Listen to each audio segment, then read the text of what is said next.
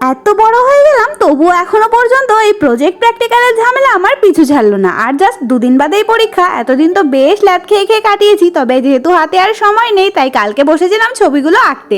আজকে ভাবলাম ছবিগুলোতে রং করে কমপ্লিট করব, তবে তার মধ্যেই দেখলাম এখানে দুটো দিদিভাই এসেছিল আর ওদের সাথে একটু কথা বলে এখন চলে এসেছি ওদের জন্য একটু ফল কাটতে। যেহেতু খুব গরম পড়েছে তাই ওরা আর কিছুই খেতে চাইছিল না, তাই অনেক জোর করে ফলটা খাওয়ালাম। তো ফলটা কেটে নিয়ে এখানে এসে আবার ওদের সঙ্গে একটু গল্প করছিলাম, অনেকদিন পর দেখা হলো, অনেক গল্প করলাম। আর তারপর ওনারা চলে যাওয়ার পর এখানে ইপসিতা বসে পড়েছে ওর কাজ করতে। ওর যত ক্লিপ, হেয়ার ব্যান্ড, গার্ডার যা কিছু ছিল সব ড্রেসিং টেবিলে গুছিয়ে রাখছিল।